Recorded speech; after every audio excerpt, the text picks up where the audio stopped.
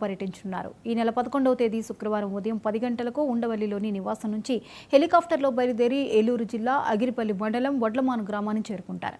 అక్కడ చంద్రబాబుకు స్థానిక ప్రజాప్రతినిధులతో పాటు అధికారులు స్వాగతం పలుకుతారు.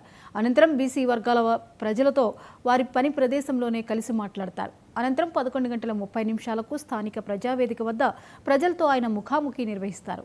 ఆ తర్వాత పార్టీ కార్యకర్తలు, నేతలతోనూ సీఎం చంద్రబాబు సమావేశమవుతారు.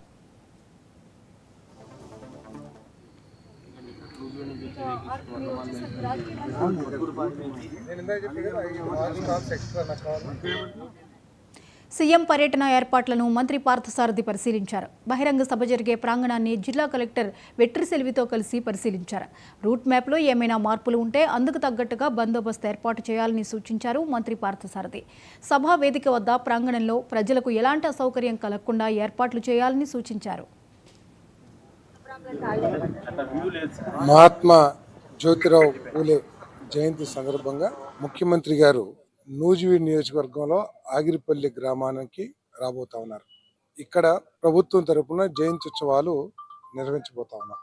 ప్రత్యేకంగా బలహీన వర్గాలకి సంబంధించిన కార్యక్రమాలు, ప్రభుత్వం చేస్తున్న కార్యక్రమాలు కానివ్వండి, బలహీన వర్గాల అభ్యున్నతి కోసం ప్రభుత్వం తీసుకొచ్చిన పాలసీస్ కానివ్వండి, వాళ్ళ జీవనోపాధికి ప్రభుత్వం ఇస్తున్న ఆర్థిక సహాయాలు కానివ్వండి, అవన్నీ కూడా ప్రతిబింబించే విధంగా ఈ కార్యక్రమాన్ని నిర్వహించబోతా ఉన్నాం.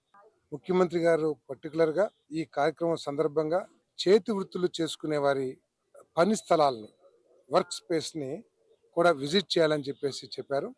అందుకని ఒక బార్బర్ షాప్కి, అదేవిధంగా క్యాటిల్, షీప్ షెడ్కి ఆయన ప్రత్యేకంగా వెళ్ళి ఆ యజమానులతో, ఆ వృత్తి చేసుకునే వాళ్ళందరితో కూడా సంప్రదించాలని, వారితో మాట్లాడాలని, వారి సమస్యలు, కష్ట సుఖాలు తెలుసుకోవాలని చెప్పేసి ముఖ్యమంత్రి గారు ప్రత్యేకంగా ఆదేశించడం జరిగింది.